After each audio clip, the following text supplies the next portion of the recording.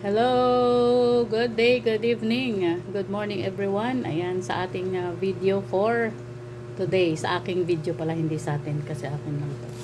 Ayan, magluluto ako guys ng aming hapunan or dinner.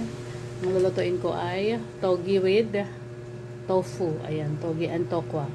So, ang ating mantika ay ganyan kasi dyan ako nagprito ng ating tokwa. Ayan, so, frinay natin ang tokwa guys, no? And then, so dito na rin ako magluluto ng aking ano. So, ito, mayroon akong garlic. Gusto natin ng garlic.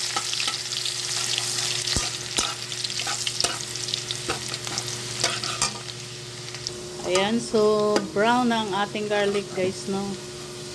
Ayan, so, ilalagay na natin ang, of course, sibuyas. Ayan, basic lang.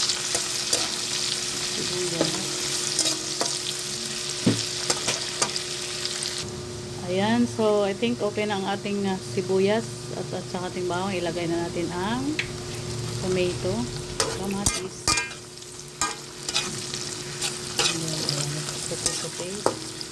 Sote.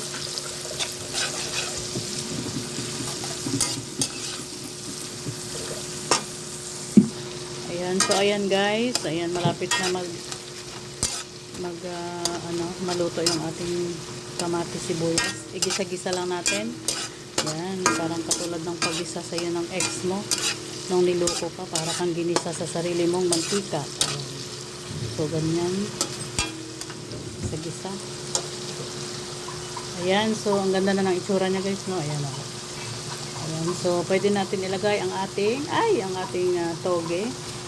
Ayan na, in-strain ko. Ayan, ang toge. Ito ang toge.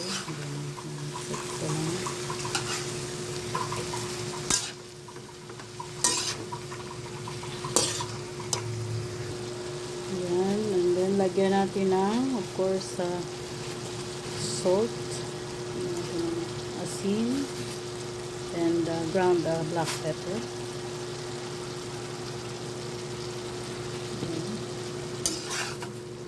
Halit lang natin ulit.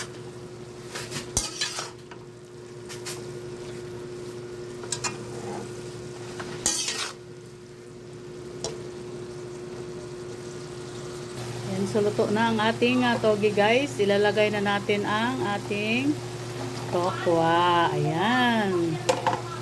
Ayan, so nalagay na natin ang ating tokwa. Ayan, tokwa is a good source of protein. Ayan, para sa ating katawan. Ayan, so ayan guys, ang ating, so halo-haloin lang natin.